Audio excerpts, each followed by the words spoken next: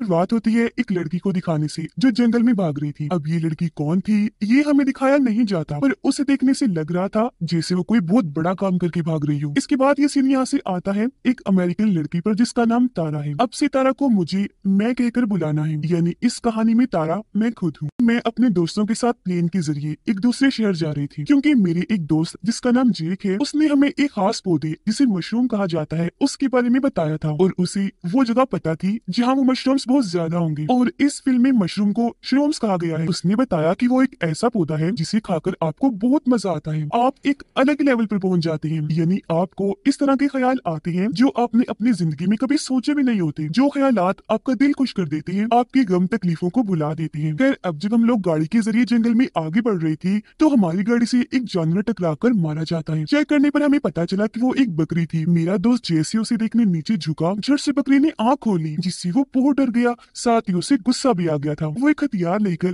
3 से 4 बार उस पर वार करके मार ही देता है। उसकी इस हरकत पर सबको बहुत बुरा लगा, खास तौर पर मुझे। मैंने उसे कहा किसी जानवर के साथ ये सलूक अच्छी बात नहीं, अगर कोई तुम्हारे साथ बिल्कुल ऐसे करे तो कैसा लगेगा तुम्हें। हमारी ये बात चल ही रही थी कि थोड़ी दूर झाड़ियों में 2 आदमी आकर खड़े हो जाते हैं जिनके हाथ में कुल्हाड़ी थी, क्योंकि वो शिकार करने आई थी। दिखने में कैनिबल्स आदमखोर लग रही थी, इसलिए मेरे दोस्त जेक ने कहा कि अब से ये बकरी उनका खाना है। जिसके बाद वो खुद बकरी की टांग पकड़कर उनके सामने फेंकता है। वो दोनों उसे उठाकर काफी खुश हो गई, फौरन जंगलों में चले जाते हैं। और अब हम लोग आगे बढ़ के अपनी मंजिल तक आ गई थी जहाँ हमें वो श्रूम्स ढूंढनी थी। यहाँ हम कैंपिंग करने का फैसला करते हैं, यानी टेंट लगाकर रहने का। पर इससे पहले जेक हम सबके मोबाइल्स ले लेता है, ये कहते हुए कि जब हम लोग श्रूम्स खा रहे होंगे, एंजॉय कर रहे होंगे, तो मैं नहीं चाहता कि मोबाइल्स की वजह से हम डिस्टर्ब हों। मोबाइल्स लेकर उसने गाड़ी में ही रख दिए और अब हम सारे लोग श्रूम्स ढूंढने लगे। मेरे 2 दोस्त जब श्रूम्स तोड़कर खाने लगे तो जेक उन्हें रोककर पहले श्रूम्स की खूबियां और खामियां बताने लगता है। कहता है कि जिस श्रूम के ऊपर काले रंग का निशान होगा उसे डेथ मशरूम कहा जाता है। तुम लोग गलती से भी उसे मत खा लेना, क्योंकि उसे खाकर या तो इंसान की फौरन ही दर्दनाक मौत हो जाती है, या अगर वो इंसान बच गया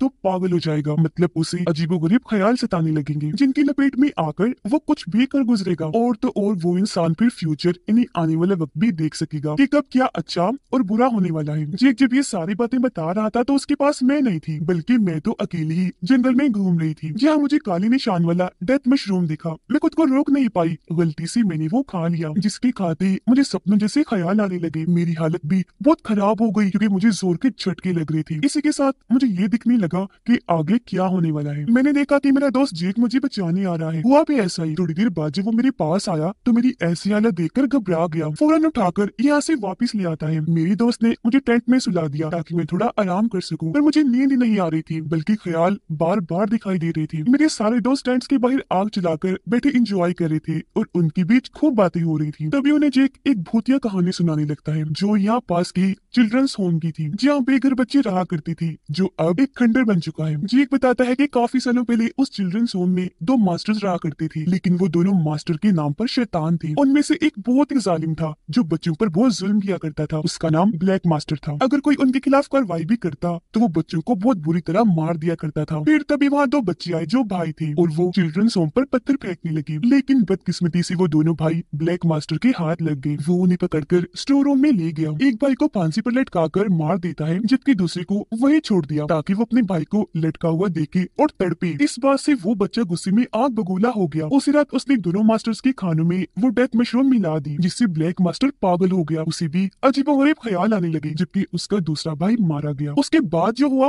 वो बहुत खतरनाक था। उसी रात 70 से ज्यादा लोगों को चीर फाड़ करके बड़ी बेरहमी से मार दिया गया, पर ऐसा किसने किया था कोई भी नहीं जानता था। अगली सुबह जब पुलिस छानबीन करने आई तो उन्हें वहाँ लाशों के साथ साथ वो बचा हुआ भाई मिला। सिर्फ एक लाश वहाँ से गायब थी और वो थी ब्लैक मास्टर की। तभी से लोगों का मानना है कि आज भी इस जंगल और उस चिल्ड्रंस होम में ब्लैक मास्टर की आत्मा रहती है, जो यहाँ आए लोगों को बेरहमी से मारता है।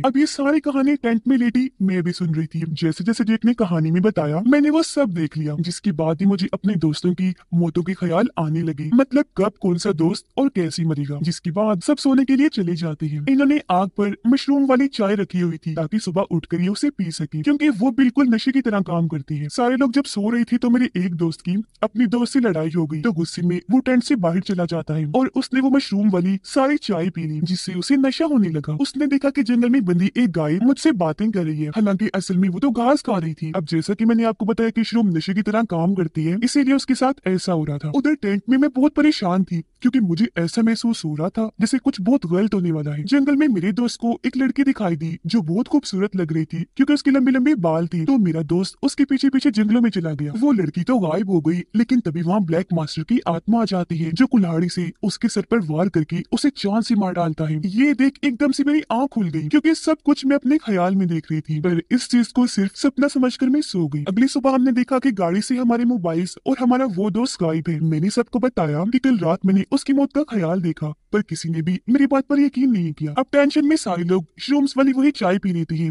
जिससे उन्हें भी अजीब होने लगा। सबको लग रहा था कि हमारा वो दोस्त शरारत कर रहा होगा। मोबाइल्स उसी के पास है, तो सब उसको ढूंढने के लिए निकल गए, लेकिन श्रूम वाली चाय की वजह से उन्हें कुछ समझ नहीं आ रही थी कि हम जा कहाँ रहे हैं। इसलिए लड़के और लड़कियां एक दूसरे से अलग अलग हो जाते हैं। अब क्योंकि ये आम श्रूम वाली चाय थी, इसलिए उन्हें सिर्फ नशा हो रहा था, ख्याल नहीं आ रही थी। जब मैं और दोनों दोस्तें आगे बढ़ रही थी तो मेरी दोस्तों के बीच लड़ाई हो गई। उनके बीच हाथापाई हो जाती है, जिस बीच मेरी एक दोस्त गिरती हुई एक गड्ढे में आकर गिरी, जहाँ उसे हमारे उसे गायब दोस्त की लाश मिली, जिसकी हालत बहुत ही खराब थी क्योंकि उसे बुरी तरह काटा गया था। खून में वो लथपथ था। उसकी ऐसी हालत देखकर मेरी दोस्त की भी हालत खराब हो गई। मैंने उसे संभाला, पर सच में उसे देखकर तो मैं खुद भी डर गई। मेरी दोस्त इतनी डरी हुई थी कि रोने लगी। कहती है कि ना तो हमें इस जंगल में आना चाहिए था, ना तारा तुम्हें ब्लैक श्रूम खानी चाहिए थी जब भी तुम्हें अजीबोगरीब ख्याल आ रहे हैं, और ना ही हमें वो नशे वाली चाय पीनी चाहिए थी। अचानक मुझे दिखा कि ब्लैक मास्टर की आत्मा हमारा पीछे करते हुए यहाँ आ रही है। मैं काफी डर गई क्योंकि ये चीज सिर्फ मुझे ही दिखाई दे रही थी। मैंने इस बारे में अपने दोस्तों को बताया, वो भी काफी डर गई और अब हम तीनों यहाँ से भागने लगी। भागते भागते मेरी एक दोस्त हमसे अलग हो गई। मैं भी तेजी से भाग रही थी और बार बार पीछे मुड़कर देखने की वजह से एक पेड़ से टकराकर नीचे गिर गई, जिसके साथ ही मुझे अपने उस दोस्त के बारे में ख्याल आने लगा जो हमसे अलग हो गई थी। मैंने देखा कि वो उन कैनिबल जैसे दिखने वाले भाइयों के घर पहुंच गई है। अचानक वहाँ पे ब्लैक मास्टर आकर मेरी दोस्त पर हमला कर देता है। फिर अब ख्याल से बाहर आने पर मैं अपनी दूसरी दोस्त के साथ आगे बढ़ी और हम नदी किनारे आ गए, जिसकी दूसरी तरफ जेक और दूसरा दोस्त खड़े थे। जेक हमें कहने लगा कि जल्दी से चिल्ड्रंस होम पहुंचो ताकि वहां जाकर हम मदद बुला सके और यहाँ से निकल जाएं। इसी बीच मुझे अपनी उस दोस्त का ख्याल दोबारा आने लगा जो उन भाइयों के घर चली गई थी। मेरी दोस्त ब्लैक मास्टर से बचते हुए वहाँ से बाहर निकल आई थी। वो वहाँ से भागकर नदी में आ गई थी। इससे पहले कि आगे बढ़ पाती, ब्लैक मास्टर की आत्मा उसका पीछे करते करते यहाँ आ गई और मेरी दोस्त को कुल्हाड़ी से काट कर मार दिया और लाश को नदी में ही फेंक दिया। ये ख्याल देखते ही मैंने अपनी दोस्त को कहा कि जरा नदी चेक करो। जब मेरी दोस्त ने ऐसा किया तो उसी पानी में हमारी दोस्त की लाश मिली, जो देख वो बहुत डर गई। वो हैरान भी थी। उसने मुझसे पूछा कि तुम कैसे जानती थी कि इसकी लाश पानी में है। तब मैंने उसे बताया कि जब से मैंने वो ब्लैक श्रूम खाया है, मुझे हर किसी के ख्याल आ रहे हैं कि किसकी मौत कब और कैसी होगी, और इस हिसाब से अगला नंबर मेरा ही है। ये सुनकर मेरी दोस्त काफी डर गई क्योंकि वो सोच रही थी कि अगर वो मेरे साथ रही तो भी मौत ही मारी जाएगी। इसीलिए मुझे अकेले ही छोड़कर वो यहाँ से चली गई। पर उल्टा ही हुआ। वो नदी के रास्ते से जब आगे बढ़ रही थी, अचानक पानी में ब्लैक मास्टर की आत्मा आ गई। उसने मेरे इस दोस्त को भी कुल्हाड़ी से मार दिया। फिर जब मैं आगे बढ़ी तो मुझे भी नदी में अपनी इस दोस्त की लाश मिली, जिससे मैं भी काफी डर गई और फौरन चिल्ड्रंस होम आ गई। यहाँ जेक और उसका दोस्त मदद के लिए सिग्नल भेजने के लिए जब रेडियो ढूंढ रही थी तो ब्लैक मास्टर यहाँ आकर जेक के दोस्त को भी मार देता है। ऐसा करने के बाद ब्लैक मास्टर ने जेक पर भी हमला किया, पर बिना सोचे समझे वो जल्दी से बाहर आया और छत से नीचे कूद गया। पर इस वजह से उस बेचारे की एक टांग बुरी तरह टूट गई। दर्द की वजह से वो बहुत चिल्ला रहा था। उसकी आवाज सुनकर मैं जल्दी से वहां आई, उसे कंधे का सहारा देकर आगे बढ़ने लगी। थोड़ा आगे जाने पर मुझे महसूस हुआ जैसे ब्लैक मास्टर यही आसपास है, इसलिए मैंने जेक को वही पेड़ के सहारे खड़ा किया और खुद कुल्हाड़ी लेकर ब्लैक मास्टर का काम तमाम करने निकल गई। जिस दौरान पेड़ के ऊपर से ब्लैक मास्टर नीचे आकर जेक पर हमला कर देता है। उसकी आवाज सुनकर मैं फौरन वहाँ आई, पर तब तक काफी देर हो चुकी थी क्योंकि ब्लैक मास्टर जेक को मार चुका था। मैं जोर से चिल्लाई और तभी इधर ब्लैक मास्टर आकर अब मेरे पीछे पड़ गया। उससे बचने के लिए मैं भाग रही थी, लगातार वो भी मेरा पीछा कर रहा था। अचानक ही वो मेरे सामने आ गया। मैं जैसे उसे टकराई, स्क्रीन ब्लैक हो गई और मैं बेहोश। जब मुझे होश आई तो मैंने देखा कि मुझे सर्वाइवर यानी आखिरी जिंदा बची हुई समझकर एम्बुलेंस में ले जाया जा रहा है। साथ ही पुलिस उन दोनों कैनिबल जैसे दिखने वाले भाइयों को शक की बुनियाद पर अपने साथ ले जा रही थी, क्योंकि पुलिस का मानना था कि ये सारे खून उन्होंने ही किए। अब मुझे जब एम्बुलेंस ले जाया जा रहा था तो डॉक्टर के फोन की घंटी बजने लगी। उसने जब चेक किया तो फोन मेरे नंबर से आ रहा था। ये देखकर मुझे शुरू से लेकर अब तक सारे ख्याल नजर आने लगे, जिसके साथ साथ ही यहाँ कहानी का सस्पेंस भी खत्म होगा और कहानी एक नया मोड़ लेगी। मैंने ख्याल में देखा कि जब सबके फोन गायब हुए थे तब उससे पहले ही मैंने अपना फोन निकाल लिया था और फिर उसके बाद एक एक करके अपने सभी दोस्तों को मार दिया और उन सभी के फोन गायब कर दिए ताकि कोई भी मदद ना बुला सके। मेरे दोस्त की रात के वक्त जब अपनी दोस्त से लड़ाई हुई थी, जब वो जंगल में गया था, गाय से बातें कर रहा था, तब उसके पीछे मैं भी जंगल में गई और मौका पाकर कुल्हाड़ी से उस पर वार करके मार दिया। फिर अगली सुबह जब मैं अपने दोस्त को ढूंढते हुए अलग हो गई थी तो मौका पाकर वहाँ मैंने ही अपने दोस्त को कुल्हाड़ी से मार दिया और उसकी लाश नदी में फेंक दी। फिर मैंने अपने दूसरे दोस्त को नदी में चेक करने को कहा और जब उसे चेक करने पर लाश मिली तो उसने मुझसे पूछा कि तुम ये सब कैसे जानती थी। तो मैंने उसे ये नहीं कहा था कि मुझे ख्याल आया, बल्कि मैंने उसे सच बता दिया था कि ऐसा मैंने ही किया है, यानी उसे मैंने ही मारा। ये सच जानकर वो मुझसे डर कर भागी थी, इसीलिए मौका पाकर मैंने उसका भी खेल खत्म कर दिया। फिर जब मैं चिल्ड्रंस होम आई और जेक और उसका दोस्त जब अलग हुए तो मैंने इस मौके का भी फायदा उठाया। सबसे पहले मैंने जेक के दोस्त को मारा, बाद में जेक पर भी हमला किया, पर क्योंकि उसने मेरा चेहरा नहीं देखा था इसलिए वो डर की वजह से वहाँ से भागा और छत से कूद गया। फिर उसे जंगल में ले जाते वक्त जब मैं कुल्हाड़ी लेकर ब्लैक मास्टर को मारने के बहाने गई तो मैंने उससे जेक को ही मार दिया। उसे मारने के बाद फिर मैंने अपने फोन से पुलिस और डॉक्टर्स को यहाँ बुलाया और उन दोनों भाइयों को इस केस में फंसा दिया जो बेकसूर थे। ख्याल से वापिस आने पर मैंने डॉक्टर से मदद मांगी और एकदम वहाँ खामोशी छा गई, जिसके अगले ही पल मैं एकदम से एम्बुलेंस की खिड़की पर आई। मेरे हाथ खून से भरे हुए थे और हाथ में कैंची पकड़ी हुई थी, जिसका मतलब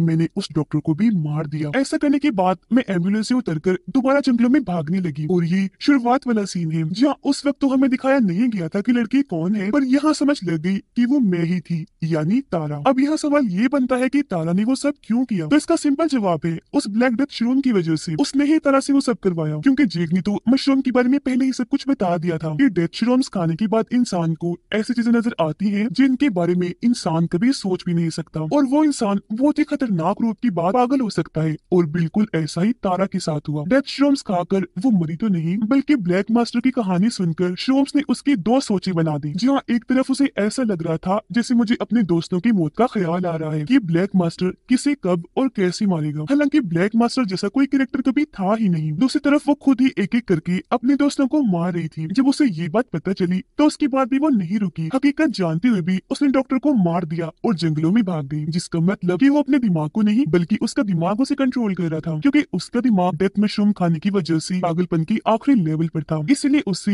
ये सब करवा रहा था। इसीलिए कहते हैं कि इंसान को किसी भी किस्म का नशा नहीं करना चाहिए, क्योंकि ये नाम ही बुरा है जो आज बेशक आपको सुकून दे रहा है, आपको इससे कोई नुकसान नहीं हो रहा, पर एक दिन ये बुराई खुद को साबित कर ही देती है आपका नुकसान करके। तो इसीलिए हमेशा नशे और ऐसी चीजों से दूर रहिए और महफूज रहिए। इसी मैसेज के साथ ये मूवी इधर ही खत्म हो जाती है।